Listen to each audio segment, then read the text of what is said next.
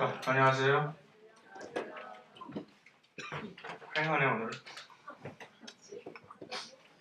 오케이. 자, 계속 지금 지질하게 지질을 좀 곧 끝낼 예정인데 지금 저 어떤 단계에 와 있는지 다시 한번 상기를 해볼 것 같으면 첫 장이 사실 뭐 금방 싹 빨리 지나가 버릴 장을 좀 꽤 오랜 시간을 할애한 이유가 첫 장은 사실 큰 오버뷰를 가지고 하나의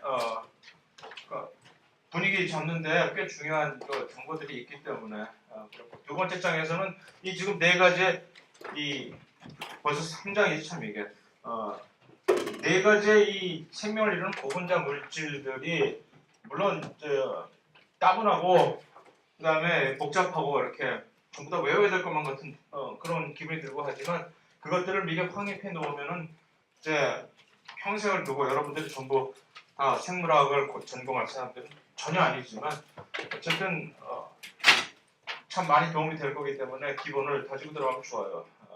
그래서 어쨌든 지난 시간에 이제 그 몸에 나쁜 지방을 살짝 살펴봤잖아요. 트랜스 지방, 날씨 탓이에요 오늘. 날씨가 흐려가지고서 내가 말이 헛나와죠. 그 트랜스 지방이 왜 나쁜지에 대해서는 예측을 우리가 해본 것이고 그것이 정말로 왜 나쁜지라는 건 아무도 지금 몰라요. 하지만 여러 가지 정황상 우리가 예측을 해보면 아마도 그래서 우리 몸에 그러한 질환들을 지금 이렇게 가져다주고 있는 것이다라는 예측을 같이 한번 해본 것이고 반면에 이제 필수 지방산이라고 하는 이것은 이제 대조적으로 이 친구들은 일단 필수라는 얘기는 언제나 우리가 합성을 하지 못할 때 우리는 필수라는 얘기를 붙여가지고서 지정을 한단 말이에요. 필수 아미노산 하면은 우리 몸에서 합성을 하지 못하지만 꼭 필요해가지고서 음식을 통해서만 섭취를 해야 되는 식품 영양학 학생들이 아주 빠삭하게 알고 있는 그런 것들은 필수 아미노산이라고 얘기하듯이 필수 지방산이라면 그런 똑같은 얘기겠죠. 합성이 안 되지만 우리 몸에 있으면 참 좋은 그런 것들. 그래서 근데 전부 얘네들이 이게 불포화 지방산들이거든요. 불포화 지방산들이면서 이게 전부 다 지금 이거는 이게 이렇게 불포하니까 이제 더블 본드들이 있다는 얘기인데 그럼 얘네들은 시스로 돼 있을까? 트랜스로 돼 있을까? 일단 바로 전장에 시스 트랜스를 지금 배웠기 때문에 여기에 대한 의문이 금방 생길 거 아니에요. 얘는 시스? 어떻게 알았어? 무서워지네 갑자기. 맞아, 저번에 시스라고. 시스인데 그냥 편의상 그러니까 시스니까 이 더블 번들 이런 식으로 이렇게 딱딱딱 치면은 얘네들이 하나씩 이렇게 세우름처럼 계속 휘어져서 원래는 이렇게 자리를 차지해야 되는데 시스와 트랜스의 더블 번들은 그래요. 그 차이가 나요. 시스로 계속 이제 더블 번들을 갖다 붙이다 보면은 이게 길어진단 말이에요. 그래서 우리가 식용유들이 전부 기름인 것이고 물처럼. 그러니까 같은 탄소를 가지고 있는데도 불구하고 이만큼의 장소를 차지해야 되니까 왔다 갔다 이렇게. 그래서 그것이 액체인 것이고 트랜스면은 그러지 않아도 되거든. 한 번은 이쪽으로 했다가 한 번은 저쪽으로 왔다 갔다 하면서 그래서 이거는 지금 그림상 편의상 그림을 마치 이것이 트랜스 이중결합이 지금 들어가 있느냐 이렇게 해놓고 있지만 원래 제대로 정식으로 그려놓자면 이게 전부 이렇게 휘어져요. 벌써 더블 본드가 하나, 둘, 세 개가 있는 거니까 꽤 길어지는 커지는 그런 건데 어쨌든 중요한 점은 전부 다 이런 불포화 지방산들 이 오메가 지방산들이라고 얘기를 하는 이 필수 지방산들은 전부 시스로. 왜냐면 천연 상태에 있는 생체 내에서 만들어지는 우리는 못 만들지만 다른 물고기라든가 무슨 뭐 다른 데서 다 만들어지는 이런 천연 지방들은 전부 이 시스로 만들어 놓는다는 얘기죠. 근데 왜 얘네들 이름이 하필이면 오메가일까? 오메가 3, 오메가 6 지방산 이게 도대체 무슨 말일까? 그냥 심심하니까 붙여놓은 것일까? 아니면 무슨 다른 뭐 특별한 뜻이 있는 것일까? 그 뜻이 사실 있는데 이게 탄소가 보면은 보통 탄소에다 유기화학자들은 이제 번호를 붙여갖고 이제 서로 뭐 하기를 좋아하거든요. 그래서 원래 이제 번호를 붙이는 순서가 있어요. 그래서 보통 제일 1번 탄소는 맨 끝에 주로 무슨 산소, 카보닐이나 뭐 알데하이드 같은 그런 것들이 있는 거기서 시작을 해가지고서 여기서 1번, 그럼 2번, 3번 탄소, 4번, 5, 6, 7, 8, 9 뭐 이렇게 나갈 거거든. 끝까지 해서 이게 18개, 탄소가 18번 이렇게 18번 탄소가 이렇게 딱 붙이는 것인데 그게 이제 화학자들이 이렇게 붙이는 순서예요. 근데 이것을 발견한 저쪽 생리학자들, 주로 의사 비슷한 이 생리학자들은 조금 삐딱한 거지. 왜 쥐들이 화학자들이 쥐들 마음대로 이렇게 번호를 이렇게 우리는 거꾸로 붙이자. 그래가지고서 여기서부터 끝에서부터 붙이기 시작하는 거야. 꼬리서부터 1번, 2번, 3번. 그리고 꼬리서부터 1번 붙이면서 자기들은 맨 끝에서부터 붙인다고 해갖고 성경에 보면 그런 거 있잖아요. 나는 알파요 오메가다.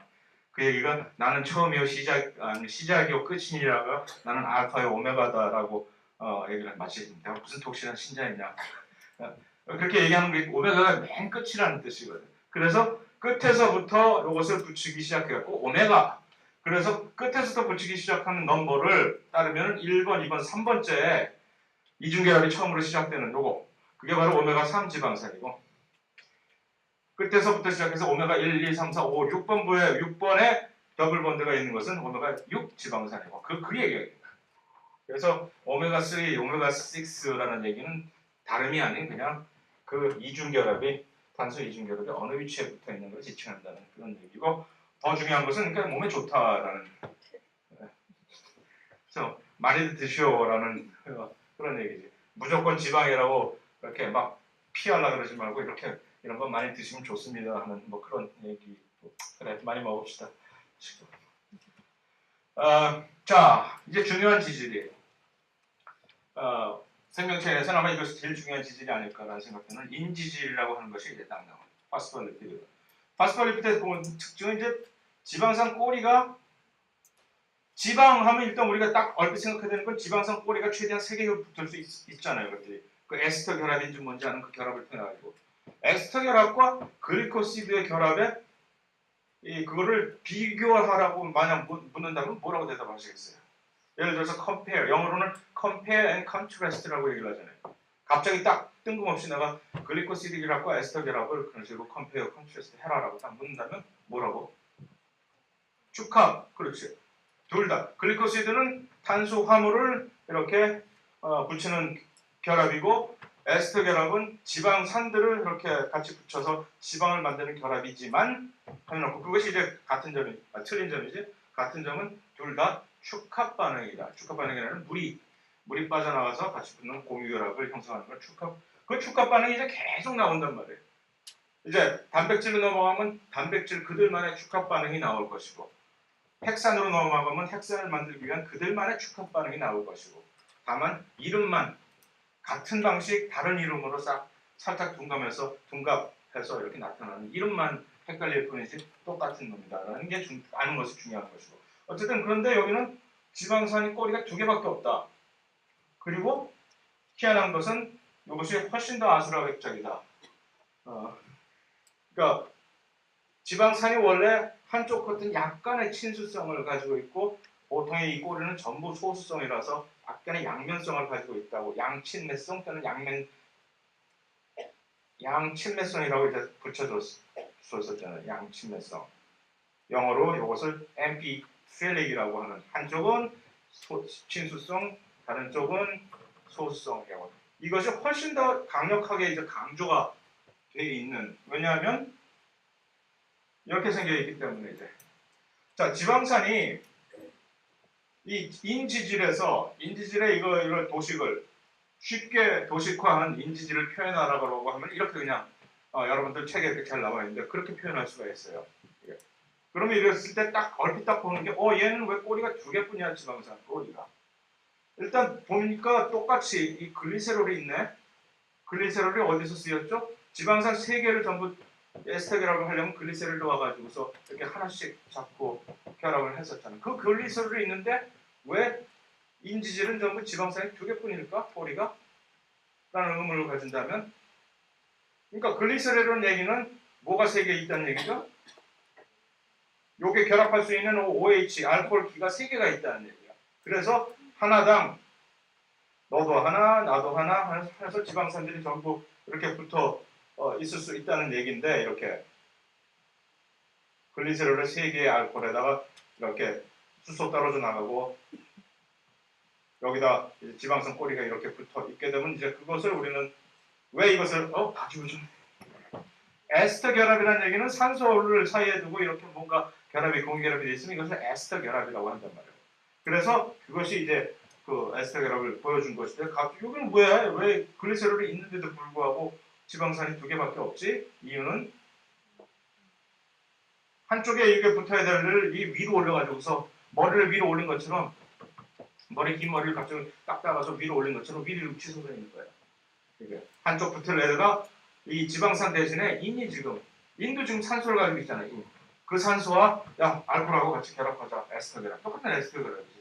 그래가지고 그래서 이 머리 위로 이제 쭉쭉 올려 있는 그 형상이 그렇기 때문에 그 이제 양면성이 양친면성이 갑자기 훨씬 더 강력하게 강조가 되어 있는 이유가 이 지방산 이유가 소수성인데 한쪽에 그 대신에 이 친구를 데려왔잖아. 이 친구 마이너스 차지가 얼마나 높아요. 하면 거기다가 인이 들어오면 거기다가 또 덧붙여서 이 친구들이 엄청나게 방문을 해가지고서 막 훨씬 더 친수성인 애들이 인하고 똑같이 겹여서 이쪽에다가 아주 개판 5분 전으로 개판이라고 얘기했는데 막 여러 가지 친수성 물질들이 더 얹어질 수가 있어요. 여기서는 하나의 예만 지금 보여준 것이지만 지방산이 인지질로 변화하면서 여러 가지 다양한 종류의 이런 인 위에다가 어떠한 화학 물질을 얻느냐에 따라서 여러 가지 다양한 종류의 몇 가지의 인지질들을 이렇게 합성을 만들 수가 있다는 얘기예요. 어쨌든 중요한 것은 그래서 이런 성질을 가지게 되는 거죠. 그래서 보통 이것은 이제 화학자들이 이렇게 표현을 하는 하나의 인지질의 대표적인 구조이고 그것을 모델 형식으로 분자 모델 형식으로 이렇게 그려낸 것이고 훨씬 더 이제 화학자들 말고 훨씬 더 이제 미적 감각이 있는 우리 같은 일반 사람들은 보통 그냥 이렇게 표현하지. 콩나물 대가리 하나, 콩나물 대가리 이거 딱 하면 뭔지 이제 알 수가 있는 거죠. 여기다 어디 인이 있는 인과 그 친구들이 있는 그러니까 이쪽은 친수성일까 소수성일까? 친수성 부위 그리고 이 두 다리는 소수성에서 언제나 한쪽 다리를 살짝 이렇게 뭐 하듯이 이렇게 살짝 들어올리는 형상을 취하는데 꼭 이럴 필요는 없지만 대부분이 이렇게 살짝 들어올렸다는 얘기는 무슨 얘기지? 이쪽이 이중결합이 있다는 얘기죠. 그러니까 이건 뭐 둘 다 이렇게 될 수도 있고 뭐 그건 지금 안 돼. 쇼하지 말고 조용히. 그렇다는 얘기가 어쨌든 이것이 하나의 인지질을 기본 단위를 표현을 잘 해주는 하나의 다이어그램이라고 생각을 하시면 되고 이것이 각 부위가 무엇을 의미하는지를 알게 되면 오케이. 그러면 인지질에 대해서 만사 오케이. 자 그럼 그 다음번에 질문은 이러할진데 그럼 어떠한 수용액에서 만약에 예를 들어서 이렇게 생긴 애들을 5만 개를 물에다가 그냥 뿌려버렸다고 칩시다. 아니면 50만 개? 아니면 5천 개? 뭐 엄청나게 많아요. 뿌렸다고 칩시다. 어떻게 될 거예요? 그러면 이거나 또는 이거를 형성을 한다는 겁니다. 마이셀 또는 지질 이중충. 내가 5천 개를 뿌렸느냐 5만 개를 뿌렸느냐에 따라서 내가 예를 들어서 한 5천 개를 여기다 뿌리면은 마이셀이 형성이 될 것이고 5만 개 내지는 50만 개를 거기다 뿌리면은 지질 이중충이 형성이 될 것이고 마이셀은 무엇이고 이것이 지질 이중충이고 예를 들어서 이런 형식의 좀 를 뿌리면 이렇게 서로 이것들이 각자 뭔지 이제 확인을 하겠죠. 각자 콩나물 대가리에다 다리 2개 있는 것들이 전부 옹기종기 막 모여있네. 왜? 소수성 결합을 생각하시면 되죠. 그래서 화학 결합을 소수성 결합은 얘기는 뭐지? 소수성 물질을 가진 애들을 물에다 뿌려놓으면 이 물하고 물을 극도로 피하고 싶은 물에 알러지 있는 이 친구들은 어떻게 해서든지 물하고 해서 쪽을 피해보려고 자기들끼리 이렇게 옮겨둔다는 거예요. 그리고 이 콩나물 대가리는 물과 헤쳐나갈 수 있으니까 친수성이니까 자기들이 보호막이 돼가지고 밖을 이렇게 쏴주고 보호하는 흑기사들이 이제 밖을 이렇게 다 하고 안에 이렇게 웅크리고 있는 그런 형상인데 이것이 그러니까 이 기본 물질들을 얼마나 많이 뿌리느냐에 따라서 이게 짧은 원형을 이룰 수도 있고 이렇게 큰 원형을 이룰 수도 있겠죠. 그죠? 둘 다 이것은 내가 한 선으로 그래서 그렇지만 원래는 이중선이라고 상상할 수가 있겠죠? 그것이 얘가는 인지질 이중층을 얘기합니다. 한 층, 두 층이 서로 소수성끼리 뭉쳐가지고서 두 겹을 지금 형성해가지고서 이렇게 딱 물에 딱 모여 있게 되는. 그래서 마이셀 하게 되는 그것을 조금만 아까 얘기했듯이 한 500개 뿌리면은 자기들끼리 땡글 모여가지고서 이렇게 이런 방울이 물방울 같이 비누방울 형성되듯이 이렇게 만들 것이고 그것을 조금 더 이렇게 많이 넣으면 계속 이것이 훨씬 더 많으면 이렇게 크게 큰 원을 그릴 것이고 그래서 이 리포솜이라고 하는 이 마이셀보다 약간 큰 형태의 리포솜이라고 하는 것을 우리가 이렇게 이런 식으로 해서 합성을 이례적으로 합성할 수가 있죠. 여러분들 뭐 화장품 뭐 네, 리포솜이 많이 들어갔다고 이제 피부를 이렇게 촉촉하게 해주는 뭐 리포솜이 뭐 성분이 합니다. 이게 그 얘기거든. 기름을 이렇게 여기다가 무슨 성분을 여기다 넣으면은 전달이 훨씬 잘 되겠지. 여러분들의 피부 세포막을 얘네들은 잘 같이 통과를 할 수가 있으니까. 왜냐하면 이 친구들이 전부 다 같은 계통이니까 서로 같은 소수성을 가진 애들끼리는 같이 세포막을 같이 잘 통과할 수가 있고 그러면서도 이 친구들처럼 이 바깥에 껍질이 친수성이니까 물에도 잘 녹고 해서 사실 이 여기에 차단을 해가지고서 이 라이포솜이라고 영어로 얘기하는데 한국말로 리포솜이라고 얘기하고 요 안에다가 여러 가지 약 제약회사에서 투약을 할 때 여기다가 집어넣어가지고서 전달하는 경우가 많아요. 왜냐하면 그러면 이제 세포막을 제대로 뚫고 들어가지 못하는 친수성 계통의 그런 약품을 이 안에다 집어넣고서 자 먹어라 그러면 이제 세포를 막 뚫고 들어가서 피부 안으로 세포 안으로 해서 딱 전달돼서 세포 안에서 이제 이게 분해가 되고 약은 약 효과가 나게 하는 아주 중요한 여러 가지 많이 잘 쓰게 되는 경우인데 그래서 중요한 점은 어쨌든 저절로라는 인지질은 그렇게 많이 있으면 수용액 상태에서 저절로 이중충을 형성을 한다. 결국 그 결과는 무엇이냐? 중요한 그 결과. 그래서 우리가 생겼다라는 얘기. 우리가 생기기 위해서는 최초의 일단 우리 생명체가 생기기 위해서는 최초에 무엇이 있어야 되느냐. 그것이 가장 언제나 중요한 화두인데 생명체가 생기기 위해서는 최초로 일단은 이게 있어야 돼요. 선을 그어야 되는 거죠. 외부의 혼돈을 전부 딱 이렇게 절제를 차단을 시키면서 이 안에다가 새로운 헤이븐이라고 하는 영어로 새로운 이렇게 안식처를 제공하는 일단 그것이 첫 번째 단계예요. 생명체를 만들 때 세포. 그런데 그게 운이 좋아가지고서 선을 딱 그었는데 이렇게 선을 딱 근데 운이 좋아서 갑자기 이상한 물질이 여기 안에 같이 들어와 있으면 그러면 난 대박. 그래서 난 이제부터 난 살 수 있는 거예요. 얘가 있으면 난 계속해서 이제 복제, 분열 할 수가 있는. 그것이 안 되면 만약에 선을 그었는데 이런 거 없이 이상한 쭉정이들만 들어와 있으면 그냥 한평생 잘 살다가 가는 것이고 그것이 바로 생명체의 탄생의 기원이 되는 것인데 그러니까 이 세포막을 형성한다는 것이 얼마나 중요하냐 하는 얘기예요. 이런 식으로. 그럴 때 인지질이라는 것이 없었으면 이것이 처음에 불가능했다.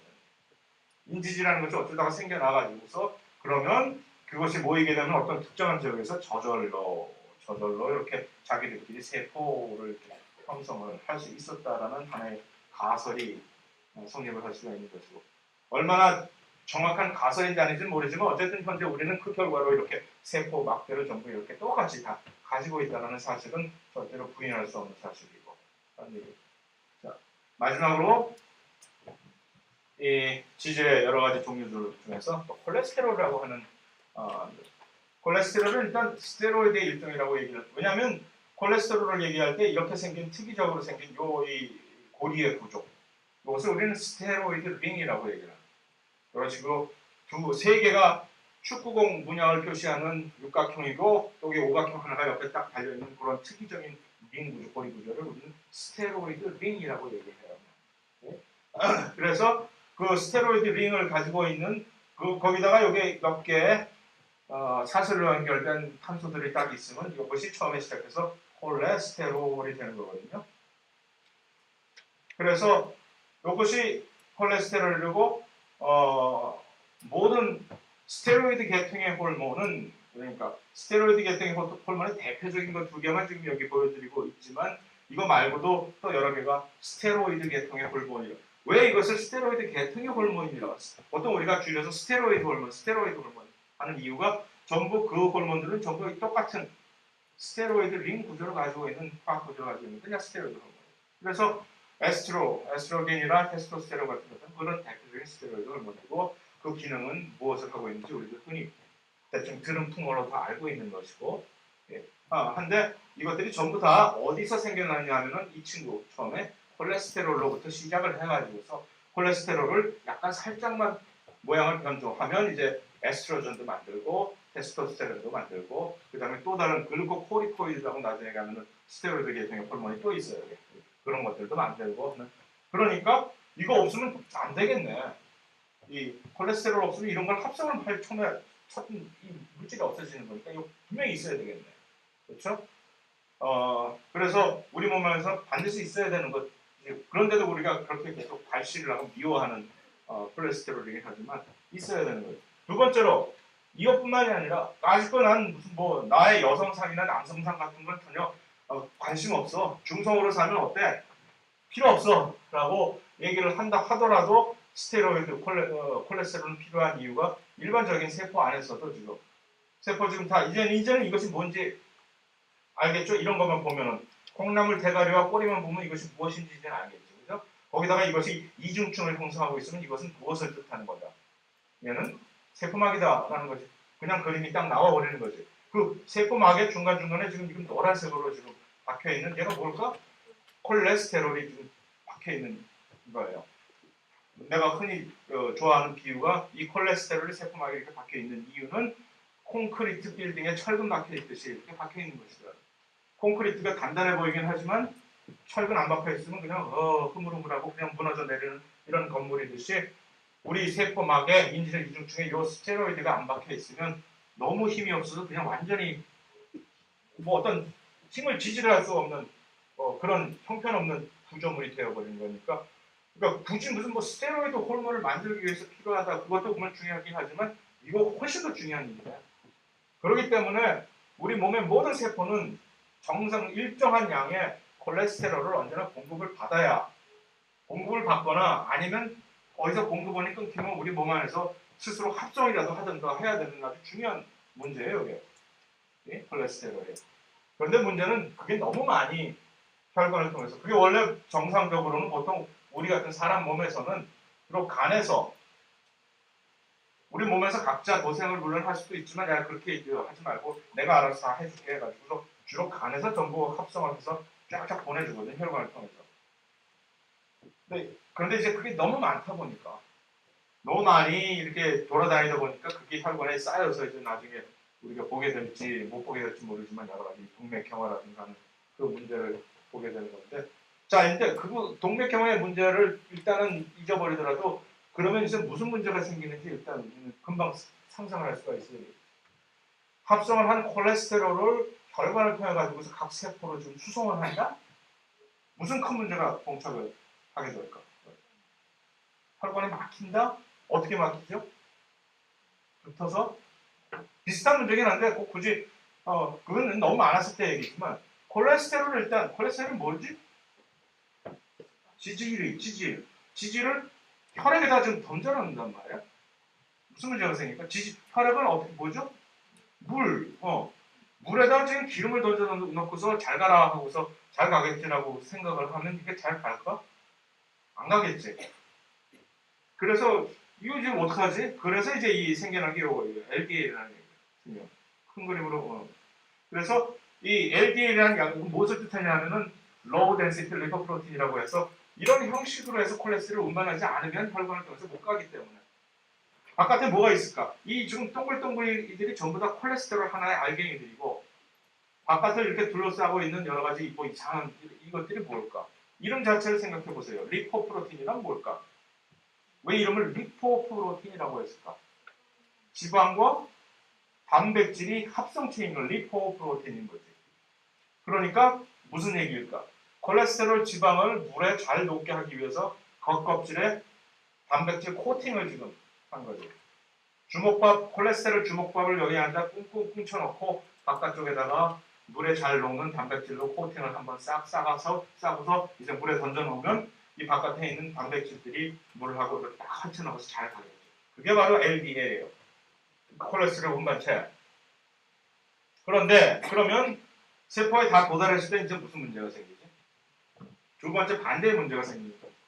세포에 도달하면 세포는 세포막으로 되어 있어요. 일단 작은 지질로 되어 있는 애들은 무슨 무사통과 웰컴 뭐 우리가 남이가 하면서 다 같이 들어올 거 아니에요. 하지만 이 형태로 지금 왔는데 뭐 어쩌겠다는 얘기예요. 바깥에 일단 친수성 물질이 있으면 세포막을 못 뚫고 들어가요. 이거 어떻게 할까? 한 가지 방법은 다 분산, 해체 모여. 네, 이제부터 각자 들어가 하면 되겠지만 어떤 이유인지 세포는 그런 스트래티지를 쓰지 않기로 해요. 그 대신에 그러면 그렇지 않고 이 상태로 그대로 보존된 상태로 세포 안으로 들어가려면 우리가 무엇을 가지고 있어야 될까? 세포에 콜레스테롤, 요 LDL을 특이적으로 인식을 해서 받아들이는 수용체가 있어야 되겠죠. 그래서 세포 바깥에 있는 여러 가지 종류의 수용체들 중에서 이 LDL 수용체 없어서는 안 되는 것이다라는 얘기죠. 그래서 LDL 수용체는 자꾸 도망가. 야, LDL 수용체는 LDL만을 딱 받아서 너 왔니? 그럼 자 들어가자 같이 들어가야 되는데 왔어? 그럼 자 이제부터 너 나랑 손잡고 들어가자. 그래서 세포 안으로 쑥 들어가 버리는. 그러고 나서 다시 세포 안에서 얘를 분해시켜 놓고 자기 혼자 살짝 빠져나와서 다시 또 몸 내밀고 또 이제 또 다른 마치 낚시바늘 꿰가지고 물고기 갖다 던져놓고 다시 낚시바늘 던지듯이 하는 짓을 반복하고 있는 것이 LDL 수용체입니다. 세포막에서. 그래서 이것만 보시지 마시고 그러니까 이러한 식으로 이러한 문제 때문에 세포막에는 이러한 LDL뿐만이 아니라 또 세포막을 제대로 통과하지 못하는 여러 가지 물질들 상상이 가겠죠. 예를 들면 뭐가 또 있을까? 우리가 배웠던 물질 중에 여태까지 배웠던 물질 중에서 이 장에서 또 무엇이 이렇게 세포막을 통과하는데 어려움을 겪을까? 포도당 생각해보세요. 포도당 없어서는 안 되는 그 중요한 포도당인데 이 세포막 통과 잘 할 수 있을 것 같아요? 못해요. 왜? 친수성이니까. 모든 친수성 물질들은 이 세포막을 통과를 못한단 말이에요. 그러면 우리는 세포막에 무엇을 가지고 있어야 될까? 포도당 수용체가 또 있어야 되겠지. 그래서 포도당을 딱 입증해서 하는 식으로 이 세포막은 그러니까 엄청 바쁘겠죠. 엄청나게 다른 종류의 각각의 특이적인 수용체를 쫙 이렇게 준비를 해놓고 기다리고 있어야 되니까. 안 그랬다간 이 세포 굶어 죽거나 아니면 여러 가지 다른 이유로 금방 생을 하직하게 될 테니까. HDL은 반대로 혈관에서 그 콜레스테롤들을 전부 다 딱딱 픽업해서 이런 비슷한 형태로 이렇게 조직을 한 다음에 간으로 돌아가는 애들, 집으로 돌아가는 차들, 청소차죠. 그래서 언제나 방향이 HDL은 저 간 쪽으로만 이동을 하기 때문에 우리가 HDL을 좋은 콜레스테롤이라고 얘기해요. 왜냐하면 혈관 안에 있는 콜레스테롤 물질들을 전부 집어가지고서 청소차가 청소하듯이 그래서 간으로 들어가서 분해를 해야 되니까 하는 것이고 반대로 LDL은 그 반대 방향으로 혈관에 간에서 언제나 이 세포 쪽으로 이동을 하는 애들이니까 얘네들이 중간에 가다가 길이 막히거나 너무 많아서 그러면 혈관에 그대로 남아있는 일이 많으니까 그러면 이제 우리는 콜레스테롤이 많다라고 얘기해요. 동맥경화. 오케이. 자, 단백질. 똑같은 질문을 이제 같이 단백질. 그러면 누가 단백질을 구성하는 이 단위체이냐라고 예를 들어서 지방 하면 누가 단위체이냐. 지방산. 그렇지. 그러니까 지방산이니까 딱 3개밖에 올 수가 없기 때문에 내가 그 지방을 허경환한테 비유를 한 것이고 탄수화물 해서 탄수화물의 그 중합체에 의해서 녹말 또는 뭐 셀룰로즈 누가 단위체이냐 포도당 또는 좀 더 큰 얘기로 이 단당류가 이 단위체이고 똑같은 질문을 단백질한테 던지면 대답은 아미노산이라고 하는 것이 나오겠죠. 그죠? 그러면 마치 우리가 지방산의 구조를 먼저 살펴봤듯이 이해를 하려고 단당류의 기본 구조를 먼저 딱 살펴봤듯이 이해를 하기 위해서 첫 번째 단계는 우리는 그럼 이것을 아미노산은 도대체 어떻게 생긴 녀석인가 하고 봐야 되겠죠. 그죠? 그랬을 때 아미노산은 이렇다라고 얘기를 할 수 있는 것이 일단 이 친구들은 전부 기본적으로 공통적으로 아미노산이 몇 개가 있다고 우리 몸에 얘기도 가르쳐 주지도 않고 막 이런 식으로 막 묻지 마. 시험에서 나 그럴 거야. 가르쳐 주지도 않은 걸 막 물어보고 농담. 20개의 아미노산 물론 이 지구상에 존재하는 아미노산의 개수는 몇 개요? 그러면 몰라. 훨씬 더 많아요. 하지만 인체 내에서 또는 다른 생명체 내에서 자연적으로 존재하면서 이 단백질을 구성을 하게 되는 거기에 참여를 하는 단백질 구성에 참여를 하게 되는 아미노산의 종류는 20개밖에 없거든요. 어쨌든 그 20개의 아미노산을 우리가 볼 것 같으면 머리에 이렇게 상상할 것 같으면 그들은 전부 하나의 공통된 모티프가 공통적으로 자기들이 쭉 갖고 있는 것이 그것을 우리는 공통된 골격이라고 얘기를 하고 예? 그러면 전부 똑같이 갖고 있는 것이 있다면 예를 들어서 우리의 얼굴들이 공통적으로 뭐 갖고 있는 것이 있잖아. 똑같아. 하지만 그럼에도 불구하고 얼굴들의 각자 다른 점을 이렇게 나타낼 수 있는 또 다른 점이 하나씩 그것이 어디서 이제 형성이 되냐면 소위 얘기해서 겹사슬이라고 하는 사이드 체인 또는 R 그룹이라고 얘기하는 거기서 이 고유한 아미노산의 고유성이 거기서부터 나온다라는 얘기. 지금 그냥 말로만 이렇게 얘기를 하니까 무슨 소리인지 감이 안 잡힐 거예요 아마. 자 구조를 한번 봅시다. 이게 이제 기본적인 아미노산의 구조이거든요. 자고로 아미노산이란 하면서 이렇게 얘기를 일단은 탄소 하나를 중심에 딱 놓고서 딱 4방향으로 탄소 하나를 중심에 놓고서 4방향으로 어떠한 것들이 오게 되면 이것을 우리는 아미노산이라고 얘기한다라고. 그래서 이 탄소 중앙에 있는 이 탄소를 우리는 알파 카본이라고 얘기를 합니다. 머리가 워낙 좋아서 알파 카본이라고 그러는지 그건 모르겠지만 어쨌든 이 알파 카본은 비대칭 탄소입니다. 그게 무슨 소리예요? 비대칭 탄소라니. 일단 비대칭 탄소가 되려면 일단 4개의 다른 방향으로 누군가 하고 결합을 하고 있어야 돼요. 4가지의 서로 다른 어떤 물질들하고 공유결합을 이루고 있는 것을 우리는 비대칭 탄소라고 얘기를 하는데 그거보다 더 중요한 얘기는 이것이 비대칭 탄소라면 우리는 무엇을 곧바로 얘기를 할 수 있지? 아미노산 모든 아미노산들은 이성질체 거울상 이성질체를 가진다라는 것을 금방 알 수가 있는 것이. 그래서 아미노산들은 전부 예를 들어서 L폼과 D폼이 있을 수가 있는데 그 중에서 아까 얘기한 인체의 단백질 수, 인체라고 자꾸 얘기하는 생명체 내 단백질 합성에 관여하는 모든 아미노산들은 전부 한결같이 이 L형으로 되어 있다라는 그 얘기가 여기서 나오는 얘기죠. 자, 두 번째. 그럼 두 번째부터는 여러분들이 시작을 해보세요. 아미노산의 구조를 얘기하려면 일단 무엇을 어떤 특징을 얘기하면 이것이 아미노산이다라고. 왼쪽에 아미노기를 여기서 찍어보세요. 어떻게 아미노기야? 별걸 다 하네? 응? 누가 아미노기라는 얘기예요 지금? 네? 맞아요? 맞아. 와. 이것을 아미노기라고 얘기를 하죠. 이게 보통은 원래 아미노기를 NH2로 쓰는데 얘가 지금 수소 하나가 더 달려 있어서 플러스 사인이 있으면서 지금 그 얘기는 이 아미노기는 염기라는 얘기지. 그래서 수소 하나를 받았기 때문에 플러스 1 지금 받고 있고 하나. 오케이. 그럼 일단 모든 아미노산이란 일단 중앙에 있는 알파 카본을 중심으로 왼쪽에 굳이 왼쪽은 아니지만 딱 편의상 왼쪽으로 우리가 표시하는 왼쪽에 아미노기가 있고 오른쪽에 얘는 카르복실기라고 하는.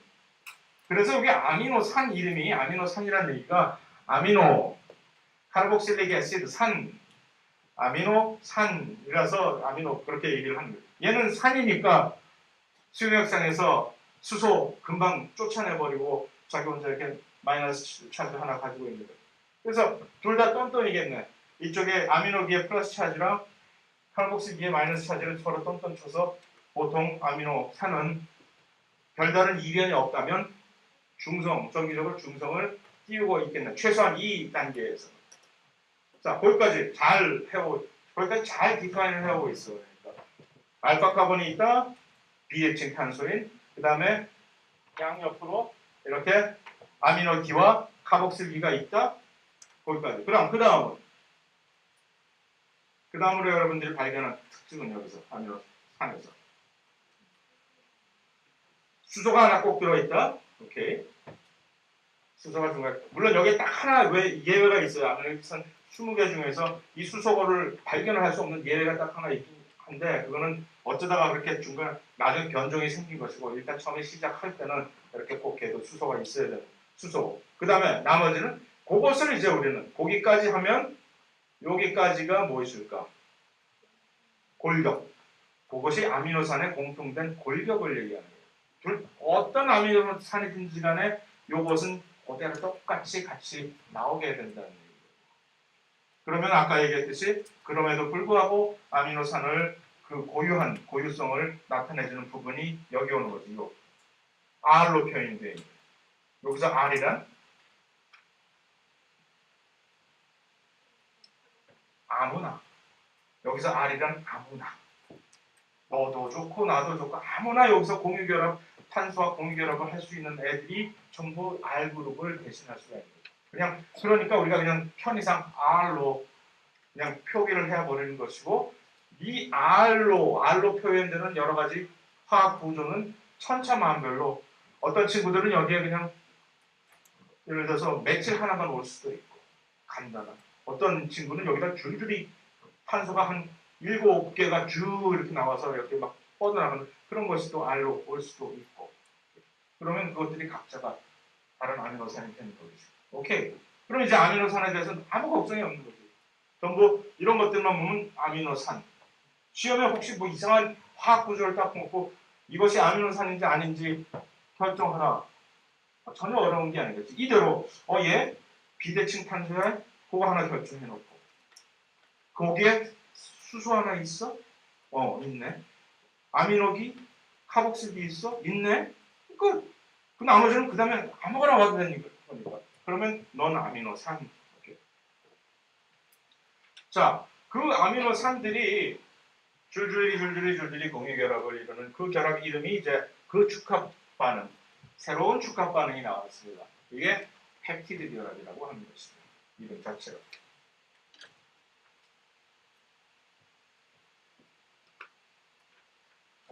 뭐예요? 그 20개의 아미노산들을 이런 식으로 분류를 책에 보면 이렇게 분류가 되어 있어요. 처음에 비극성. 이것들이 어떤 식으로 왜 이렇게 분류를 할 수 있는 근거가 무엇일까? 무엇에 따라서 어떤 아미노산을 우리는 너는 비극성이야, 너는 극성이야, 너는 산성이야, 너는 염기성이야. 어떻게 구분할 수 있을까? 응? 예를 들어서 다른 말로 제가 아미노산 하나를 딱 여러분들한테 보여줘 버리면은 여러분들이 딱 보고서 이건 비극성 아미노산이겠다 하고 결정할 수 있겠어요? 당연히 있지, 그지? 갑자기 얼굴 표정이 굳어지네. 그렇다고 시험에 내가 그렇게 내겠다는 얘기는 아니지만 이론적으로 그것이 가능해야 된다는 얘기예요. 왜? 얘가 비극성인지 악극성인지 그것을 결정할 수 있는 건 누가 결정을 해주는 거예요? 이거. 아까 기본 골격이 어떻다고 얘기했지? 기본 골격이 물론 아미노기와 이 카복실기는 각각의 이 전하를 띌 수가 있긴 하지만 둘 다 상쇄가 된다고 얘기했지. 중성이야. 이렇게. 그런데도 불구하고 이렇게 어떤 아미노산은 극성이라는 얘기는 뭐지? 갑자기 새로운 전하가 생긴다는 얘기죠.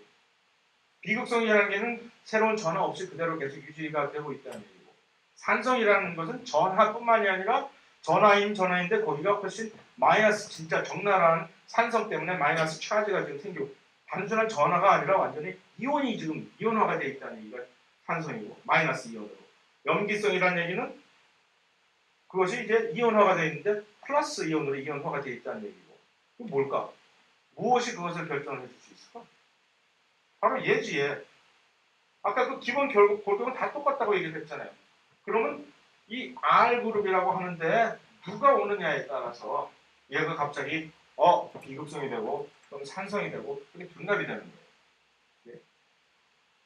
뿐만 아니라 특별하게 이 여기서 이제 갑자기 알라신, 무슨 발린, 아이솔루스 이렇게 나오는 것들이 그 아미노산을 표기를 보통 할 때 이런 이제 아래 단계에서는 이름을 세 글자로만 표현을 해서 알라닌을 알라라고만 하고 벨린을 발이라고만 하고 일레는 아이솔루신을 얘기하는 것이고 루신, 하지만 조금 더 윗단계로 올라가면은 생화학 같은 걸 이제 듣게 되면은 그것도 귀찮으니까 이 단어 하나로, 그러니까 알파벳 하나로 표기를 하게 되는 이 표기가 이렇게 쭉 하게 돼요. 예를 들어서 아스파라진인데 N으로 그냥 딱 표기를 해버리고, 요거는 글루타민이라는 얘기인데 갑자기 Q로 표시를 해버리고, 뭐 그게 이제 여러분들이 이제 좀 더 높은데 전공을 생화학이란다 뭐 그런 걸 전공하게 되면 이것들이 이제 자연히 그냥 외워지게 될 것이고, 여기서 심지어 이 이름조차도 여러분들은 신경 쓸 필요가 없는 것이고, 이 일반 생물학 수준에서는 예? 다만 이렇다라는 얘기입니다. 그래서 알지닌, 라이신, 글루타믹 애시드, 아스파틱 애시드는 이런 식으로 산성과 염기성이고 뭐 어쨌든 그래서 이것들이 그래서 이렇게 보면 그 R 그룹들이 여러 개 천차만별 다른 것들 때문에 이렇게 또 어떤 아미노산들은 여기다 이렇게 어휴 이런 등치가 와서 있는 그런 경우도 있어요. 그러니까 벤젠 고리 이를 우리는 아로마틱 링이라고 얘기를 하는데, 벤젠 고리 같은 그런 탄소 6개가 될 고리가 여기 들어가서 붙어 있는, 예를 들어서 무슨 페닐알라닌이라고 하나 트리프토펜이나 뭐 그런 애들은, 그러면 최소한 페닐알라닌이나 무슨 트리프토펜 같은 애들은 얘네들은 비급성일까 아니면 급성일까? 이런 애들이 엄청나게 비급성이거든. 탄소만 있으면. 급성이다 아니다는 어떻게 결정을 한다고? 산소가 있느냐, 질소가 있느냐. 왜? 왜 걔네들이 있으면 극성이 되지? 걔네들이 전자에 대한 욕심이 엄청 세. 그러니까 있으면 어떻게 했는데 어디 가서 전자 없나 해서 어떻게 훔쳐올까 그 생각밖에 없는 애들이 이 근처에 있으면 극성이 될 수밖에 없는 것이고, 그렇지 않고 그냥 탄소하고 이렇게 무난하게 탄소 수소만 있는 그런 애들은 전부 당연히 비극성하고 안심해도 되는 거죠. 그래서 그러니까 이런 벌키한 이런 애들은 비극성 아로마틱 비극성 아미노산인데 갑자기 여기에 끝에 타이로신 같은 경우는 끝에 하이드록시기가 와서 딱 붙어버리는데, 그럼 성질이 180도 달라지는 거예요. 이 하이드록시기에 붙어있는 이 산소 때문에 얘는 이제 극성이 되는 거예요. 그런 차이가 생기는 거예요. 아까 얘기한 수소가 없는 아미노산, 왜냐하면 중간에 수소를 사이에 두고 이렇게 링을 형성해서 프롤링이라고 하는 이런 아미노산은, 그래서 수소가 없는, 이상하네. 이거 아미노산인지 아닌지 결정하라고 그러면 상당히 까야겠다 이런 거죠. 중간에 없어져 버려가지고 그런 것들이 있고, 메타이온이 중요한 것은 뭐냐면 언제나 우리가 나중에 단백질을 구조를 볼 때 언제나 단백질은 여기서부터 시작을 하게 돼 있어요. 그러니까 메타이온부터 시작해서 그 다음에 계속 다른 여러 종류의 아미노산들을 쭉쭉쭉쭉쭉 붙여나가게끔 어떤 룰이 정해져 있어서 그런 것이고, 시스테인이라고 얘기하는 얘는 지금 뭐를 할 수 있을까? 이 구조를 R그룹을 보면 얘가 특별히 제공을 해줄 수 있는 공유 결합의 이름을 혹시 집어낼 수 있는 행운의 아가씨, 뭐 내가 준다는 얘기는 아니지만 괜히 오해하지 말아요. 칭찬만 해줄 뿐이지. 수소결합? 여기 뭐가 있죠 지금 얘가? 얘 뭐지? 황이 HR로 지금 이렇게 돼 있지? 그러면 요 황이 들어있는 결합이 혹시 뭐 할 수 있는 게 없을까? 이게 얘기를 아마 안 했을 거예요. 황이 두 개가 이렇게 있으면은 둘끼리 수소를 쫓아내버리고 자기들끼리 이렇게 공유결합을 이렇게 있는 경우, 요 브릿지를 형성하는 것을 우리는 이황화, 황 두 개를 이황화 결합이라고 해서 다이설파이드 보온드 또는 다이설파이드 브릿지라고 얘기를 하는데, 이것이 공유결합이면서도 나중에 볼 단백질 구조 형성에 참여를 하는 아주 중요한 부시를 하는 이 결합 중에 하나이기 때문에, 그래서 요거는 작용기는 봤었잖아요. SH를 가지고 있는 작용기는 여러분들 앞에 있었는데, 그것을 보여준 이유가 이런 중요한 결합을 이렇게 제공해주는 특별한 것이기 때문에 그렇다 해서, 다시 말하면 정리를 하면 요 시스테인이라고 하는 요 아미노산은 유일하게 세포 내에서 이 이황화 결합이라는 것을 거기에 참여를 하는 아미노산이기 때문에 그것이 하나의 중요성을, 지금 현재로는 중요한 건 아니지만 조금 더 이제 레벨이 올라가면은 훨씬 더 중요해지는 그런. 그래서 펩티드 결합이란 무엇이냐 하면은 일단 폴리펩티드인데, 자, 펩티드 결합이 뭐냐고? 펩티드 결합도 분명히 축합 반응이에요, 그죠? 그럼 축합 반응이라는 얘기는 뭘 해야 되지? 무엇을 완수해야 되지? 물을 어디서 뽑아내야지. 자, 아미노산의 기본 구조를 한번 생각을 해보시고, 두 아미노산이 딱 있는데 그 두 아미노산을 이렇게 선을 하나 딱 그어서 결합을 시키는 것을 한번 상상을 해보세요. 그러면서 그 와중에 그 어느 쪽에서 물 하나를 빼내야 되겠어. 누구를 건드리면 좋을까? 그것이 바로 가복실기에 있는 산소와 OH, 오케이? OH와 아미노기에 있는 그 수소 하나, 그거를 이렇게 딱 빼내면 물이 돼버리니까, 그래서 아미노기와 카복실기가 두 개의 아미노산을 결합시키려고 하면은 한쪽에 있는 아미노기와 또 다른 아미노산의 카복실기를 서로 미팅을 시켜줘가지고서, 그래서 그 중에서 안 맞는 자리에서 물 하나를 살짝 꺼내오면은 자기들끼리 이제 죽고 못 사는 본드가, 공유 결합이 딱 형성이 되거든요. 그것이 바로 우리는 펩티드 결합이라고 얘기를 하는 겁니다. 그래서 그 그림이 여기에 있죠. 그래서 메타이온이라고 하는, 일단 여기서 이제 복선을 까는 것이, 펩티드 결합을 처음에 시작할 때는 언제나 단백질을 만들 때 이 메타이온이 처음에 시작을 해야 됩니다. 이게 1번 아미노산이라고 얘기를 하면 돼요. 메타이온과 그 다음에 알란이라고 하는 애를 두 개를 이미 붙여놨는데, 거기다가 3번 타자로 이제 루신이라고 하는 산을 붙이려면 루신을 아미노기 쪽으로 갖고 데려가야 되겠지. 루신에 있는 아미노기를 지금 알란이는 딸랑딸랑 지금 카복실 꼬리를 지금 아직도 이렇게 흔들고 있으니까 거기다가 갖다가 이렇게 야 하면서 물을 하나 싹 빼오면은 뭐할라, 세 개의 아미노산이 이렇게 딱 연결된 펩타이드 그룹이 이렇게 딱 형성이 되는 식으로. 실제적으로 이것을 카복실 그룹하고 아미노길 엮어서 물을 하나 빼지 하는 것을 알면 물론 좋지. 알면 물론 좋지만 시험을 보기 위해서 그것을 하나하나 그 디테일을 외워서 들어오겠다. 열심히는 하지만 별로 도움이 되지 않는 행위라고 얘기를 할 수가 있습니다. 그래서 이것은 이 전담 효소가, 펩티드 결합을 수행하는 전담 효소의 이름이 뭐라고 읽을까 이거? 펩티드 트랜스포레이즈라고 하죠. 펩티드 트랜스포레이즈인데, 왜 쓸데없이 여태까지 글리코시드 링크랑 에스터 결합을 얘기할 때 전담 효소에 관해서 우리가 언급한 적 없잖아요. 왜 갑자기 여긴 이 이름까지, 내가 뭐 먹었나? 이 친구한테 전담 효소 펩티드 트랜스포레이즈의 이름까지 밝혀주고 난리야. 좀 특이해서. 왜? 세포에서 펩티드 트랜스포레이즈를 찾아볼 수 있는 장소가 딱 한 군데밖에 없기 때문에.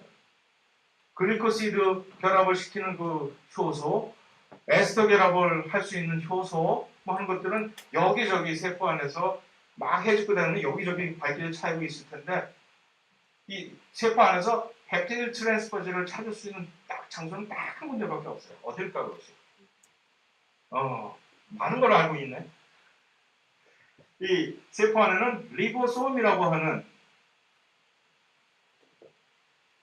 이렇게 생긴, 여기 눈은 없어요. 눈은 내가 그린 것이고, 이렇게 생긴 구조가 있어요. 세포 안에. 이것이 엄청나게 많아요. 몇만 개 있어요. 세포 안에. 그러니까 여기서 무슨 일이 벌어지고 있냐면 바로 아까 그 단백질 합성이 아미노산들을 전부 끌고 와서 여기다가 얘한테 갖다 주면 얘가 알아서 이렇게 딱딱딱딱 연결을 시켜주는 작용을 여기서 한단 말이에요. 그 얘기는 이 리보솜이라고 하는 이 덩치 큰 친구가 그 소위 말하는 그 펩티드 트랜스포레이즈를 제가 갖고 있다. 거기에 대한 좀 더 자세한 내막을 알면 훨씬 더 깜짝 놀랄 얘기가 있지만 그건 내가 생각하고 나중에 가서 기회가 나면 또 얘기를 하기로 하고, 어쨌든 그래서 리보솜에서 바로 그러면 그 메시지는 리보솜에서 단백질 합성이 이루어진다라는 메시지를 전달을 한 것이고, 제가 그죠?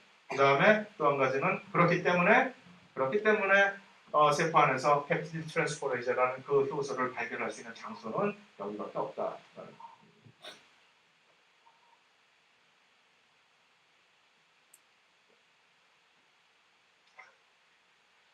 뒷북치네. 괜히 눈사람까지 그려놓고서 이미 다 나와 있는 거 가지고. 그래서 영어로는 이것을 뭐라고 부르느냐 하면 라이보솜이라고 발음을 합니다. 보통 나는 라이보솜이라고 주로 얘기를 하는데 오케이, 자 가자.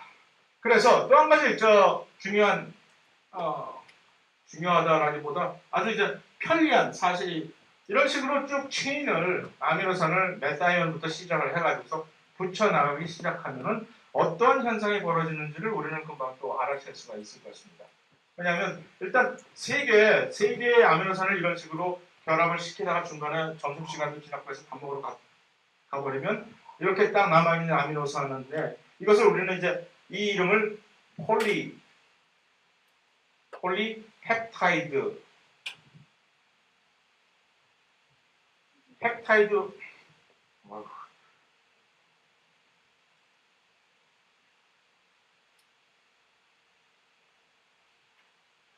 폴리펩타이드라고 얘기를 하는데 왜냐하면 펩타이드 본드를 가진 이 폴리머라고 해서 폴리펩타이드의 동위어는 무엇일까? 단백질. 그러니까 단백질을 어떤 경우는 폴리펩타이드라고 얘기를 하는 거예요. 왜냐? 단백질은 바로 그 아미노산들의 중합 체이니까. 오케이? 그래서 그 폴리펩타이드가 언제나 이렇게 있을 때 우리는 폴리펩타이드의 방향성을 얘기를 하게 됩니다. 어떤 폴리펩타이드인지 간에 한쪽 끝은 아직도 결합하지 않는 아미노기가 살랑살랑 이렇게 있을 것이고 I'm still available 하면서 이렇게 한쪽 끝은 아직도 결합을 하지 못하고 있는 카르복실기가 똑같은 식으로 꼬리를 치다고 얘기하면 너무 저속한 표현이니까 그냥 이렇게 있다고 칩시다. 그러면 그 얘기는 무슨 얘기냐면은 이런 식으로 해서 어떠한 단백질이든 간에 한쪽 끝은 우리는 아미노기가 노출되어 있는 그 부분을 우리는 아미노 말단 또는 엔터마이너스라고 얘기해요. N 여기서 질소를 얘기하는 거지. 아미노 엔터마이너스. 그럼 이쪽은 뭐라고 부르겠어요?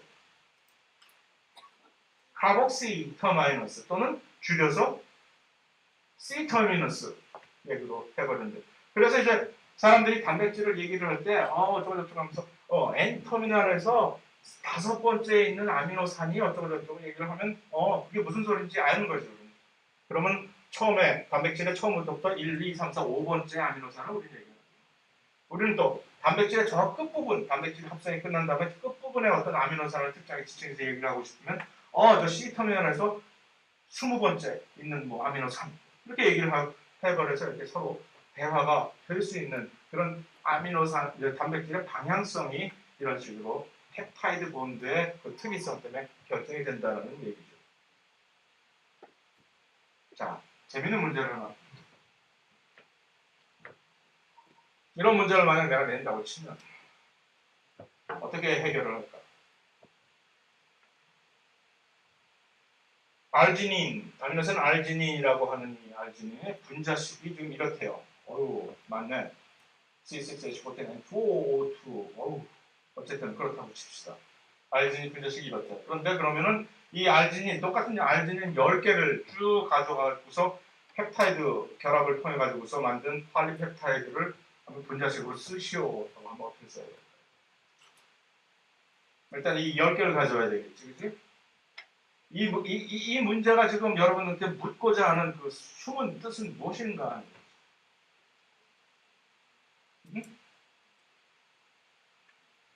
큰 소리로. 뭔가 맞는 소리 같으니까 큰 소리로. 쑥스러워하겠다. 뭐지? 펩타이드 결합이라는 얘기가 무엇이냐라는 것을 묻는 것이죠. 펩타이드 결합은 뭐라고? 축하빵. 그러면 10개를 잇기 위해서는 몇 개의 펩타이드 본드가 필요하죠? 9개. 그럼 여기서 몇 개의 물을 빼낼까? 물 9개 빼내면 끝. 그렇죠? 그래서 일단 뭐 알지닌이 어쩌고저쩌고 10 곱하고 네? 계산은 여러분들이 계산기가 해줄 것이고 네? 곱하고 물 9개만 빼내면 이렇게 되는 데서 요거 이렇게 계산해주면 개수 채워서 딱 맞춰 넣어주면은 아주 간단한 문제가 되어버리는 것이죠. 그렇죠? 똑같이 또 똑같은 골자로 이것을 알지닌으로 하지 않고 포도당으로 해서 문제를 똑같이 낼 수도 있겠네요. 그렇죠?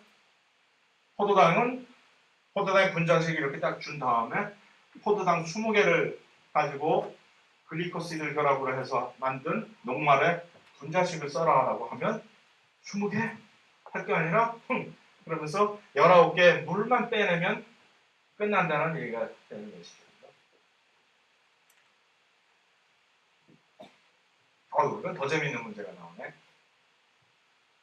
자, 여기에 대해서, 이 친구에 대해서 결정을 해보자. 얘가 누구냐? 이 중에서 맞지 않는 것은 무엇이냐 했을 때, 일단 아미노산의 일종이다라고 누군가가 클림을 한다면 이것을 어떻게 판단을 하시겠어요? 아미노산 맞아요, 틀려요? 어떻게 알았어?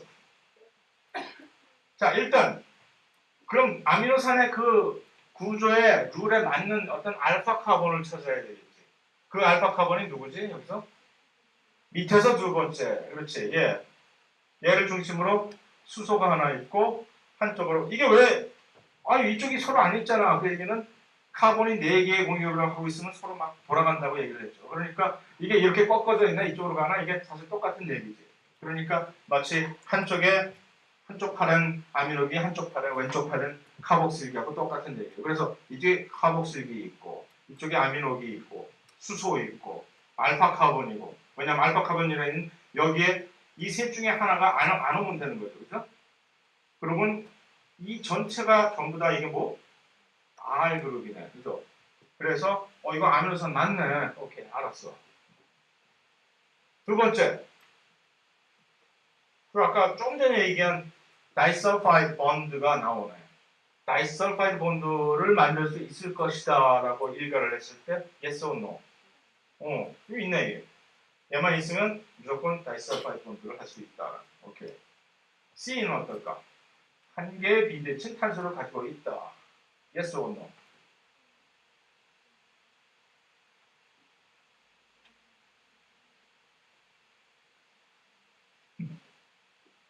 No. Why not? 2개가 있을 텐데. 한 개가 돼. 그러니까 얘가 알파 카본을 맞았어. 오케이. 얘 비대칭 탄소에 아니에요. 왜? 더블 본드 가지고 있어. 아니야. 절대 아니야. 일단 탈락. 처음부터. 더블 본드니까. 세 번째 이 친구. 비대칭 탄소 아니에요. 왜 아니야? 이쪽에 있고 이쪽에 탄소, 이 CH 탄소와 SH와 다르잖아요. 밑에 C가 2개 있다고? 이쪽에 탄소가 이렇게 되어 있어갖고 비대칭 탄소가 아니라고? 이 카본일 카본과 메틸 카본은 다른 카본인데? 그래서 이거 비대칭 탄소인데? 그래서 요게 2개가 있다는 얘기거든요. 알파 카본이. 이쪽 알파 카본하고 요거하고 그래서 요것이 2개, 한 개가 아니라 2개의 비대칭 탄소를 가지고 있다. 그 다음에 D와 E는 각각 한 개의 아미노기와 카복실기가 있으니까 아니고. 어쨌든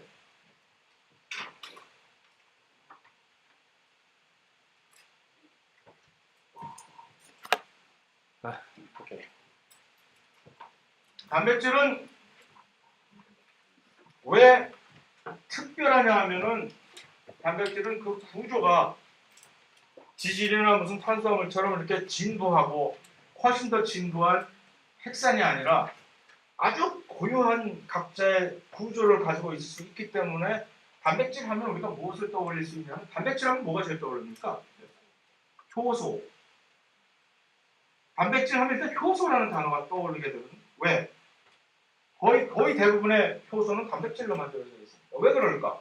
효소의 기능은 무엇인가? 효소는 마치 열쇠 구멍에 맞는 특별한 열쇠가 가서 이렇게 딱 열어줘야 이 문이 열릴 수가 있듯이 효소와 기질 간의 무슨 특이적인 이 모양이 맞아떨어져서 결합을 해서 그 일이 벌어지죠. 그것을 전부 다 효소라고 얘기해요. 효소가 아주 특이적인 기질만을 가지고 화학결합을 일으킬 수 있는 이유는 그 둘 간의 궁합이 결합할 수 있는 궁합이 너무 딱 맞아떨어지기 때문에 그런 것입니다. 단백질만이 그런 식으로 아주 특이적인 어떤 구조들을 다양하게 만들어낼 수가 있기 때문에 그런 것이거든요. 왜 그러냐면 단백질은 특이하게도 이런 식으로 여러 단계의 자기들의 이 구조 형성 단계를 거쳐가기 때문에 일단 1차, 2차, 3차까지 거의 대부분 모든 단백질은 여기까지 최소한 일단 이룰 수가 있어요. 1, 2, 3차까지의 구조를. 그리고 나서 또 한 단계 더 넘어서서 나는 4차까지 가고 싶다라고 하고 싶으면 단백질끼리 모여서 어떤 모양을 형성하는 4차 구조까지도 형성을 할 수가 있는 그런 얘기입니다. 그래서 일단 1차 구조는 무엇이냐 하면 제일 처음에 일단 유전자가 단백질을 만들어내기 위해서 일단 DNA에서 어떤 특정한 유전자와 단백질 간의 관계는 아직 완전히 기정사실처럼 나니까 함부로 얘기를 해버리고 있는데 혹시 그런 것을 전혀 처음에 들어보지 못한 사람들한테는 뭐야 갑자기 이상한 소리야 라고 할까봐 다시 한번 또 알려드리는데 왜 단백질과 유전자의 관계가 어떤 식으로 되어 있냐 하면은 유전자라는 정의는 무엇이냐 하면 유전자에 대한 정의를 내가 얼핏 내린 것이 있어요. 옛날에 DNA에서 어떤 특정한 지역 구간에서 그 구간이 최종적으로 단백질을 형성해낼 수 있는 어떤 구간인데 우리는 것을 유전자라고 얘기합니다. 물론 그건 100% 맞는 정의는 아니지만 좀 더 정확한 정의는 어떤 DNA 중에서 특정 구간에서 RNA라고 하는 거, RNA를 만들어낼 수 있는 구간을 우리는 유전자라고 얘기하지만 보통의 경우 RNA와 DNA와 단백질의 관계는 이 RNA는 중간에 끼어있는 어떤 하나의 매개자 역할을 하고 있기 때문에 예를 들어서 그 유전자라는 것이 단백질을 만들어내기 위한 어떤 정보라고 생각합니다. 하나의 무슨 인스트럭션 매뉴얼이에요. 설명서. 단백질 합성 또는 단백질 조립 설명서. 오케이. 유전자를 이렇게 정의하면 가장 편할 것 같아요. 간단한 쉬운 국민학생, 초등학생 단계에서 유전자가 무엇이냐 하면 단백질을 만들 수 있는 하나의 조립 설명서. 이것들이 이제 DNA에 쫙 있단 말이에요. 그 중에 어떤 거기 설명서가 있어. 그러면 그 설명서는 엄청나게 우리한테 소중한 것이겠지. 오리지널 카피잖아요. 오리지널. 그거 함부로 핵에서 꺼내가지고서 나 단백질 만들고 싶으니까 저 설명서 가면 어딜 감히 어딜 이 소중한 오리지널을 갖고 가서 손딱 그럴까봐 야 카피 떠가. 그 카피 떠가는 것이 RNA죠. 오케이? 그래서 이거 좀 한대 어떻게 해? 카피 떠가. 카피는 내가 허락해준다. 그럼 카피는 내가 한 10장만 떠가도 될까요? 뭐 능력 있으면 100장도 떠가. 카피니까 얼마든지 많이 떠갈 수 있는 거죠. 똑같이. 그래서 그 10장이고 100장의 카피를 그 설명서를 떠가지고서 핵을 빠져나와가지고서 그 카피가 RNA란 말이야. 자, 뭐요. 설명서 왔어요, 뭐요. 그럼 누가 모일까? 아까 얘기한 걔가 모이겠지. 리보솜들이 우우 하고 모여들었고 그 설명서 한 장씩을 물고 오케이? 그리고 설명서대로 따라가는 거죠. 그래서 여기 첫 번째. 일단 첫 번째는 메타이온이 와야 되니까 그걸 걔는 메타이온 와 있을 거고 기다리고 있을 거고. 두 번째는 무슨 아미노산이 오라고 설명서에 적혀 있지? 타이로신이 오라고 적혀 있네. 그러면 야 타이로신 와봐. 네 차례. 일로 와. 그러면 이제 타이로신 와서 그래. 붙어. 하고 그 다음에 또 설명서에 뭐라고 써 있네. 하는 식으로 결국 이 DNA 유전자에 적혀 있는 그대로 그 순서대로 단백질이 합성이 되겠지. 그게 바로 1차 구조를 얘기하는 거예요. 1차 구조란 DNA가 이미 운명적으로 정해준 어떤 특정한 아미노산의 서열 그것을 우리는 단백질 1차 구조.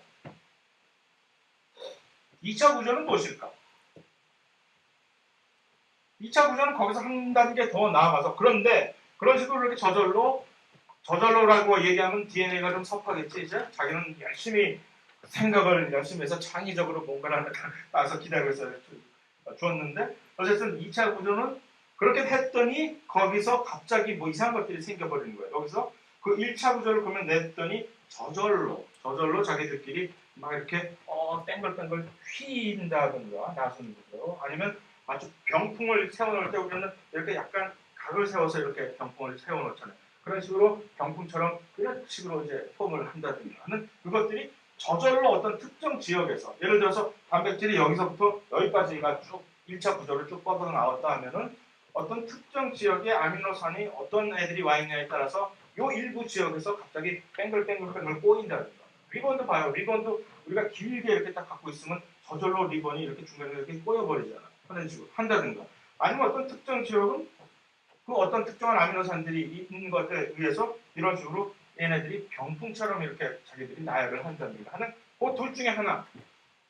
나선 구조를 가지거나 병풍 구조를 가지게 되는 어떤 특정 지역을 우리는 2차 구조라고 해요. 저절로 생긴 거예요.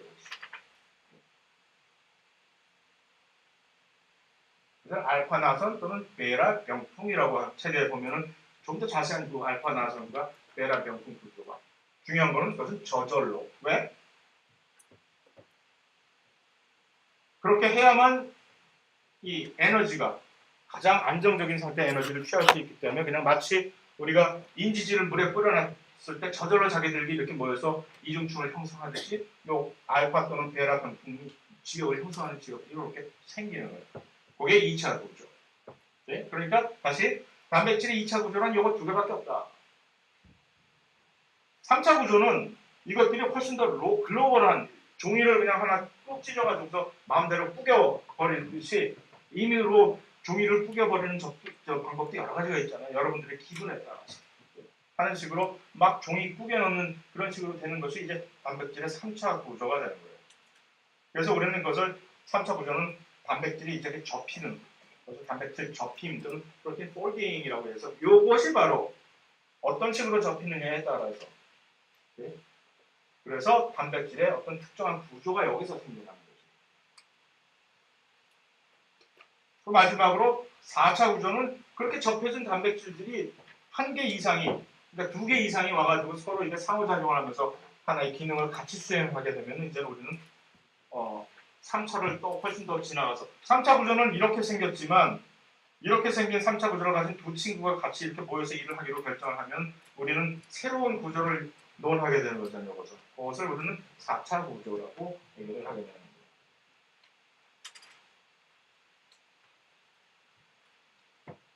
그래서 그것이 이제 병풍 구조, 알파 나선 구조를 가지고 있는 2차 구조가 이렇게 이 염기 서열에 의해서 결정이 된 다음에 그것을 완전히 뭉뚱그려서 전체적으로 3차 구조, 그러면 한 개 이상의 그런 것들이 모이면 4차 구조라고 되어 있는 그 설명이 그렇게 되어 있는 것이고, 그래서 1차 구조를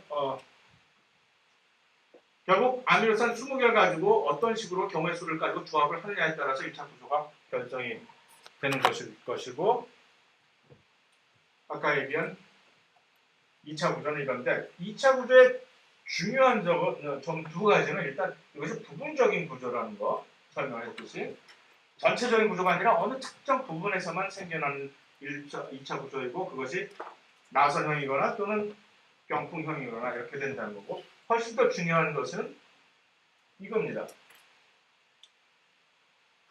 이것들은 수소결합에 의해서 이렇게 유지가 되는 수소결합만이 여기에 참여하는데 그 중에서도 요들만이, 골격들만이 이렇게 형성하는 수소결합이라는 얘기죠.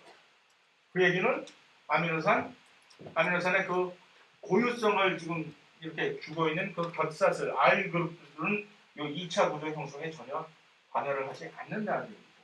단백질 2차 구조는 오로지 골격들이 이렇게 딱 있으면서 이렇게.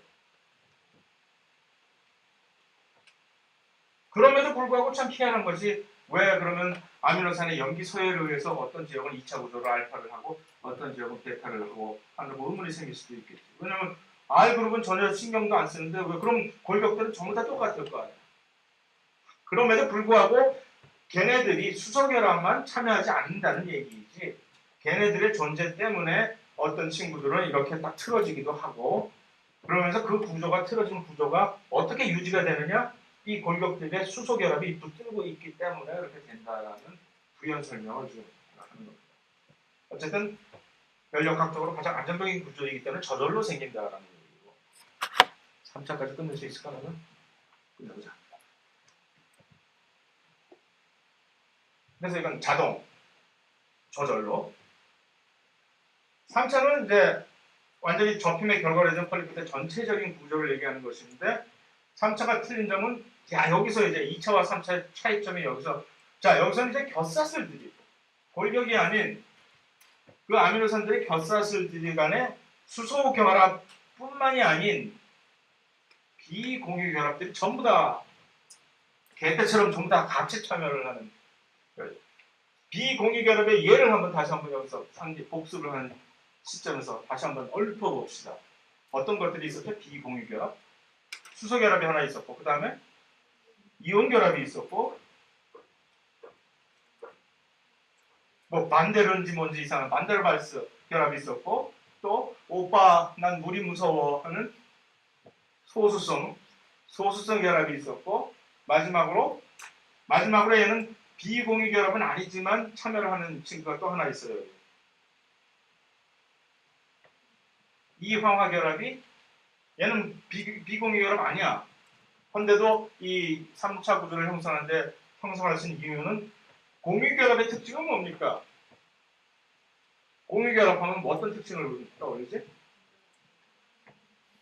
전자를 공유하는데 일단 그거는 알고 본드 결합력이 아주 세, 그지? 그래서 일단 한번 붙여놓으면 떼어내기가 좀 힘들어. 얘는 완전히 물렁이 공유 결합임에도 불구하고 이 떼어내기가 상당히 쉬운 결합이 이황화 결합이거든요. 그래서 마치 이거는 뭐 간편한 임시 접착제인 양 이렇게 왔다 갔다 붙일 수 있기 때문에 여기에 참여를 하게 됩니다. 그래서 그 3차 구조가 왜 중요하냐 하면은 결국 어떠한 3차 구조를 가지느냐에 따라서 어떤 단백질이 어떤 특정한 기능을 가지고 있느냐를 결정을 해주는 밀접한 관계이기 때문에 이게 좋다라는 겁니다. 또 한 가지는 아까 2차 결합이 언제나 자동이라고 얘기를 했잖아요. 자동. 그래서 얘는 언제나 자동으로만 이루어지진 않고 어떤 경우에는 누군가가 도움을 줘야 된다. 자, 자꾸 이렇게 너무 늦게 나간다. 이거 큰일이다. 어쩌려고 이러냐. 시험 볼 때 뭘 가지고 시험을 보냐. 하지만 내가 무슨 잘못한 것 같지는 않은데 분명히. 근데 이렇게 천천히 나오고 있어요. 어쨌든. 그래서 자, 여기서 이제 끝내려고 지금 내가 폼을 잡고 있는 건데 일단 여기서 끝내고 다음 어떤 식으로 접혀지는지는 다음 시간에 한번 보도록 합시다.